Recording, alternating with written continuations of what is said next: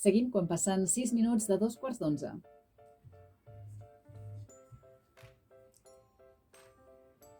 La nostra estimada doctora Ai Campeto, l'alter ego de la Maria Rodríguez, per parlar, recomanar i reivindicar en majúscules la força i la importància del riure i del joc, torna amb nosaltres. Estrenem 5a temporada d'aquests consells de la doctora Ai Campeto. Bon dia, Maria. Bon dia, Sílvia. Comencem curs. Sí. Són setmanes, dies, sinònim de tornar a començar, de fer pronòstics, plantejar-se el futur, a vegades a curt, mig o llarg termini, de reentré, de reprendre rutines que s'han abandonat durant l'estiu. És un moment important de l'any. És un moment superimportant. L'any en principi comença l'1 de gener, però per moltes persones en realitat comença ara al setembre, no?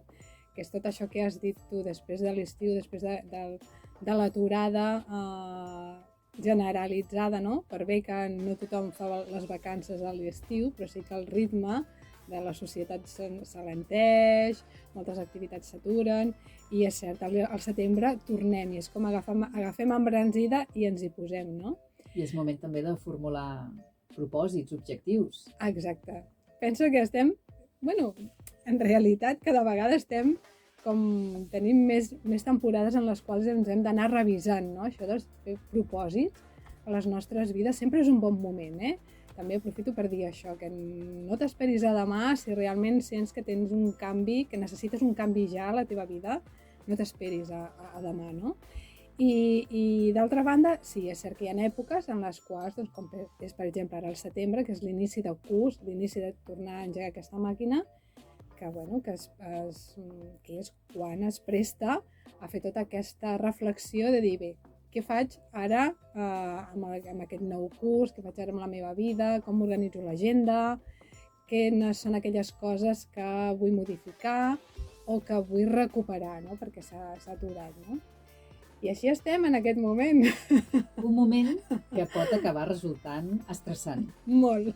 Si som ambicioses, si volem fer moltes coses, abarcar molt, tenir una agenda productiva, aquest trencaclosques, aquestes decisions que es prenen ara al setembre, que es posen en marxa, podem acabar una mica estressades. Una mica o molt. Sí, directament. A veure com ho viviu vosaltres que ens escolteu, però jo mateixa, sincerament, que són èpoques en les que, bé, això que has dit, no? Volem fer moltes coses. Sembla que tenim aquesta necessitat d'omplir l'agenda, no? El buit ens espanta. Ens espanta moltíssim. No és admissible. No és admissible. I fixeu-vos que hem parlat aquí amb tu moltes vegades també d'aquest concepte, del concepte del buit, del concepte de l'estar sola, del no fer res, no? Que ens espanta, com dius tu, perquè aquesta cosa d'estar-me jo amb mi mateixa, d'estar-me sense fer res, d'estar-me aturadeta, amb els meus pensaments i sentiments. No els oblidéssim. Clar, perquè els pensaments, vulguis que no, sempre estan amb nosaltres, no? Els hi prestem més atenció o menys, però és com estan molt, molt presents. Alerta, les emocions també estan amb nosaltres. El que passa que potser no els hi posem la mirada, no? I estan més amagadetes. I és clar, les emocions necessiten d'aquest espai de silenci, d'aturada, aquest espai més de calma perquè puguin aflorar, no? Perquè puguin sortir a l'exterior i que ens puguin dir ei, fes-me cas, que estic aquí, que formo part de tu i que sense mi, sense que li donem aquest espai, aquesta mirada amb aquestes emocions, també, clar, si no els hi farem aquest espai, ens serà molt més difícil fixar aquest full de ruta per aquests nous projectes, per aquests nous propòsits de l'engegada de curs, que és on estem ara, no? Aleshores, fixeu-vos que tota l'estona és el peix que es mossega la cua, no? Sí. És a dir, sí, és moment d'omplir-nos l'agenda i també us recomanaria que és moment, ja que estem definint aquesta agenda, de deixar-nos un espai per al gaudir, un espai per aquest autocuidado, que és del que parlem moltes vegades aquí amb tu, perquè ens permeti justament poder tenir aquesta vida més saludable, no? I no acabar tan estressades com estem ara, que volem omplir-nos l'agenda d'aquestes activitats, no? I estava pensant ara, mentre parlaves, que si ets dona, Sí. això encara és més complexa, és més estressant, perquè no és només la teva agenda, les teves prioritats, no Sí. dic que no els passi als homes, però crec que no tant, sinó que és l'agenda i les prioritats de la família. Tant si sou un, com dos, com tres, com quatre, és igual, recau més en la dona. Sí. I el trencaclosques encara és molt més complexa. És molt més complexa, i fixa't que no s'enfadeu, el gènere masculí, perquè nosaltres, per bé que promovem i que és cert que cada vegada hi ha més homes que també agafen aquest rol, també és una realitat encara a dia d'avui i que també forma part de la bueno, és a dir, les coses no són ni bones ni dolentes, simplement són com són, no? I encara, doncs, a dia d'avui és cert, aquest pes recau més en la dona, no? El que sigui, torno a repetir, no està ni bé ni malament, és com és, no? Però potser el pare anirà a portar el fill a futbol i el recollirà, però qui li recordarà que toca, que és avui el dia de futbol, qui haurà fet la bossa, sí, el berenar, sí, és la dona. És la dona. És així. És així, sí. I qui rentarà l'equipació perquè passat demà torni a estar neta, i se'n recordarà que s'ha de posar aquella rentadora, no? Cert, cert. I fixeu-vos que està bé, perquè també aquest és el rol una miqueta de la cuidadora, no? En aquest cas, diem la dona, i també és cert que hi ha molts homes que tenen aquesta vessant més femenina. Tots tenim la nostra part femenina i masculina, integrada com a persones, com a individus que som, i també és cert que hi ha homes que tenen aquesta part, molt cuidadora. Per tant, que s'entengui tot això que estem dient, no? I sí, és cert. I penso que també és molt interessant aquest apunt que fas, Sílvia, perquè és una oportunitat també per les mares, per les mamis, que jo també soc molt mami, i tinc un nano que està a punt de fer 17 anys, no? Però fixeu-vos que aquest rol que ens ha imposat la societat, que ja ens ve de generacions, que miqueta en mica es va intentant, doncs, atenuar seria, no? Una miqueta aquesta voluntat també d'expressar, de comunicar a la meva parella, no? De dir, escolta, tu també, doncs, fes-te càrrec d'això, d'allò, aquesta comunicació com a família, que de vegada hi és més present, i també, al mateix temps, és un toc de reflexió, no? Com de dir, a veure, si tu ets dona, si tu ets mami, si tu sents que et sents molt amb aquest estrès... Desbordada, a vegades. Desbordada. No? En aquest moment pot ser que estic desbordada, no arribo. No arribo. Sobretot ara a l'inici de curs, no? Sí. Quan tot engega... Sí, és una molt bona oportunitat, és un molt bon toc d'atenció, aquesta mirada al nostre cos, de dir, ei, si m'està passant això, si resulta que estic de més mal humor, que m'agafa la contractura, que em sento que no puc dormir tant, el que sigui, de dir, què puc fer jo per sentir-me millor? Parlaves d'aquest espai d'autocuidar-nos, no? De buscar aquests moments. Exacte, doncs seria, i sí, l'automàtic serà, ui, és que no tinc temps, ara només em falta anar-me'n a una sessió de risoteràpia, no tinc temps, que he d'estar pendent de tot això que hem dit, no ara, de l'agenda, del nen, de recordar-li amb el company que ha d'anar a buscar-lo al bàsquet, totes aquestes coses. Però sabeu què? Un secret, Un secret. Si un dia totes les mamis del món ens n'anéssim de vacances a un altre planeta, un dia, només un dia, sabeu què? Que els nostres fills i els nostres companys sobreviurien. Està claríssim, sí. Clar, això, de vegades ens costa, D'una banda és com volem i dolem, perquè, exacte, d'altra banda també t'agrada ser imprescindible, oi? Vital. Exacte. Aleshores, tot i que et queixis. Sí, i està bé, i és així, L'interessant, el meravellós de tot això, què és? Adonar-nos-en, no? De fins a quin punt jo em cuido o no em cuido, m'agafo més responsabilitats de les que em toquen, perquè, escolta'm, és cert, jo he d'anar recordant al meu company doncs, que vagi a recollir el nen al bàsquet o que porti la nena taekwondo, què sé jo, no?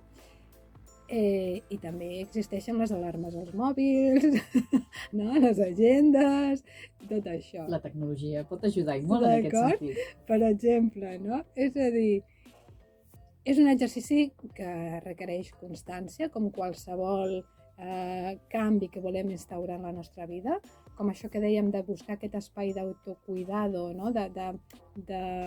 de recuperar aquesta energia pròpia meva vital, que seria en el cas nostre que parlem aquí, doncs molt bé seria tenir una sessió de risoteràpia, per exemple, o amb una sessió de teràpia, no? Individual, en la qual podem parlar i ens puguin donar unes eines per poder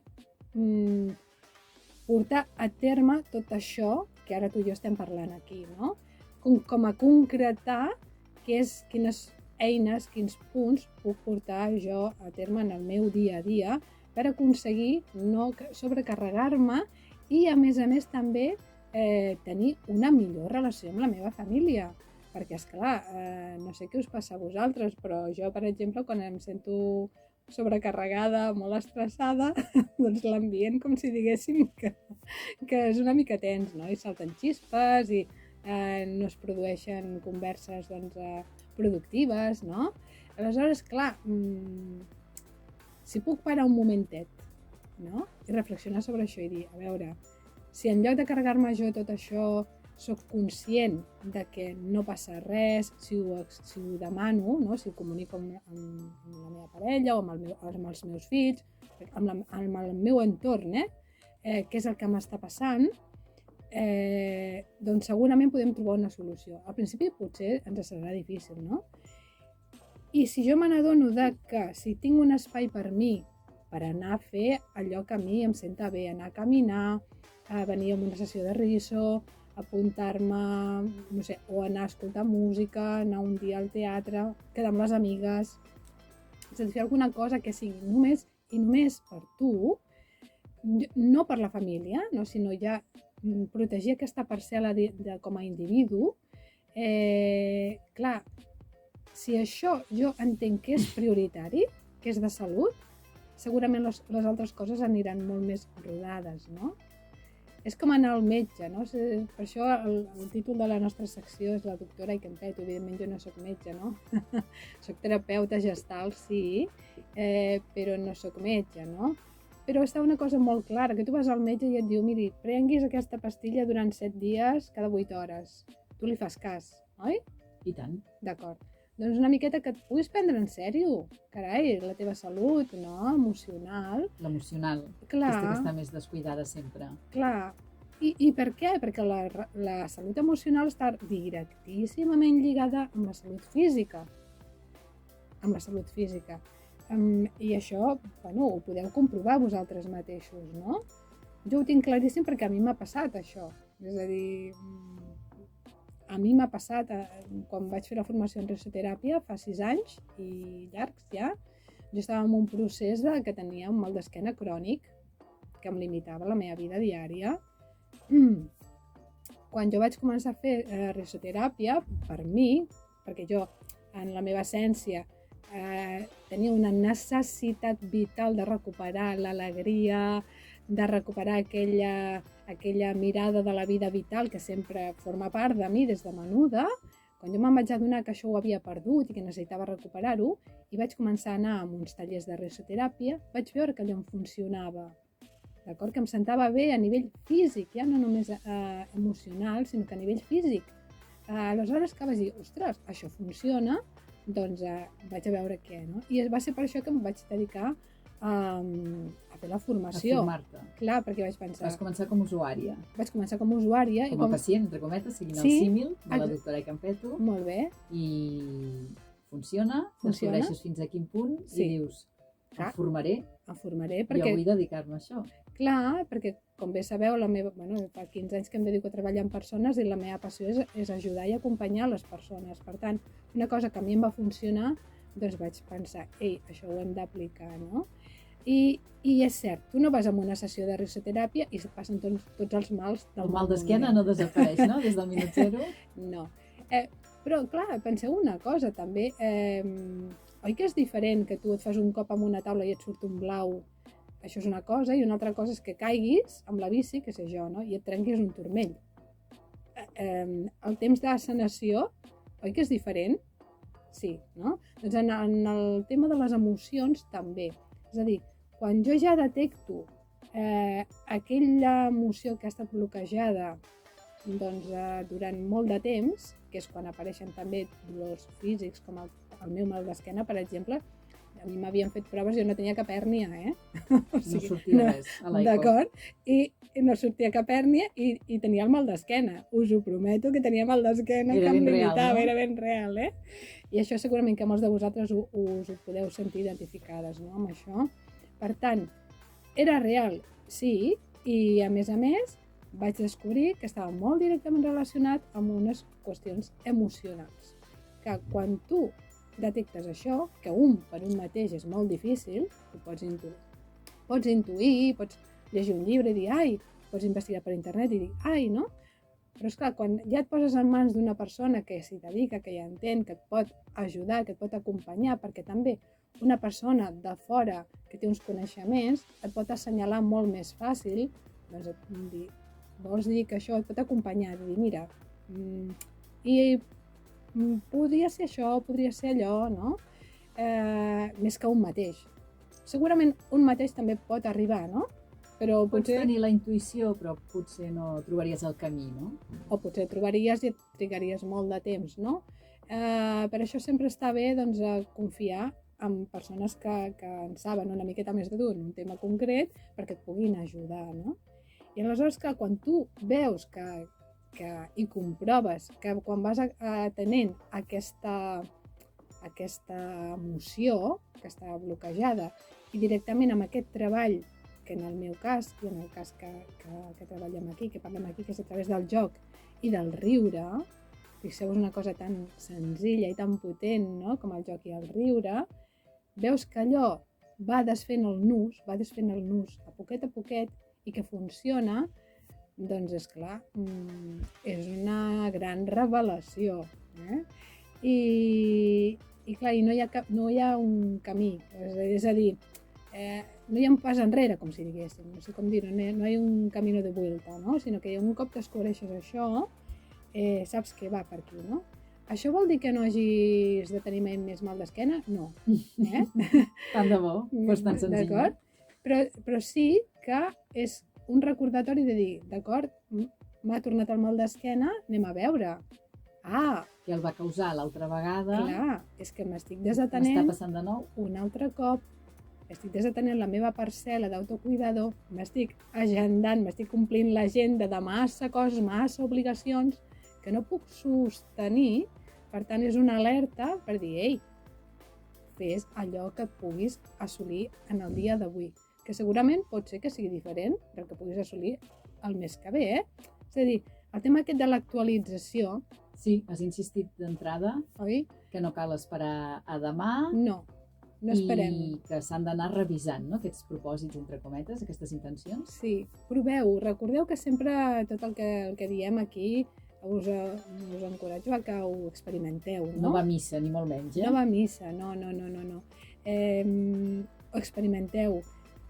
Jo, per la meva experiència, que és el que puc parlar, és que com més actualitzo, més funcionen les coses, no? I això a tots nivells, també a nivell de comunicació en les relacions humanes. Actualitzar vol dir baixar el llistó o no necessàriament? No, actualitzar vol dir atendre a veure com em sento. Pot ser baixar el llistó i pot ser pujar-lo. Perquè, esclar, si jo començo a fer esport i començo a caminar i me'n vaig a fer mig quilòmetre cada dia, arriba un dia que dic, vaig a actualitzar-me, no? A veure com em sento, el meu cos, mira, doncs ara ja no em canso tant com abans. Coi, doncs vaig a provar si camino 1 quilòmetre cada dia, no? O potser m'estic exigint massa i redueixo. Actualitzar voldria dir això, veure exactament com em sento, com està afectant, com està incidint a tot allò que m'està passant a la meva vida. Fer com una ITV emocional? Això, molt bé. Sí, exacte. Fer una ITV emocional, tant de manera individual com a nivell relacional, no? Per exemple, amb la feina, fora boníssim que segurament hi ha empreses que ho fan, que cada mes, doncs, reunió, no? Anem a actualitzar com estem, no només a nivell de feina pròpiament física, sinó a nivell emocional, no? Com estic amb la relació amb tu, què ha passat, com una mica això, no? Fer bugada, fer la neteja de les coses, tant les bones com les no tan bones. Clar, aquí sortiran draps bruts, no? Si fas bugada... Clar, i està bé que surtin els draps bruts. Imagina't, si no anem fent rentadores, què ens passa a casa? S'acumula. Comença a fer pudoreta, i després hi ha taques que no marxen, oi? També és veritat, per més que freguis. Exacte, doncs clar, amb les emocions passa igual. Si amb les emocions tu i jo no anem fent neteja del que ens pugui passar, pot ser que hi hagi un moment en el qual allò s'enquista i és molt més difícil abordar un tema que puguem tenir pendents, no? Doncs això, us animo a que ho feu, també amb les parelles, no? A vegades amb la parella es donen per sentades moltes coses i clar, i sovint, doncs, no, és que clar, bueno, es donen per sentades i després hi ha malsentesos, no? I això es va fent com una bola. En canvi, si anem actualitzant-nos, doncs segurament serà molt més productiu i sempre a través del joc. No us ho prengueu com una cosa de deures, sinó que anem a jugar, anem a passar-ho bé i anem a veure què ens pot passar si actualitzem. Maria Rodríguez, quina alegria comptar amb tu en aquest inici de curs, amb aquests bons consells que ens dus com a doctora Aikampetu, amb la sabidoria de la teràpia gestal darrere, evidentment, i l'experiència professional que tens. Un plaer i esperem aquesta propera cita, aquesta propera consulta a l'octubre. Amb ganes, que vagi bé. Moltes gràcies, cuideu-vos.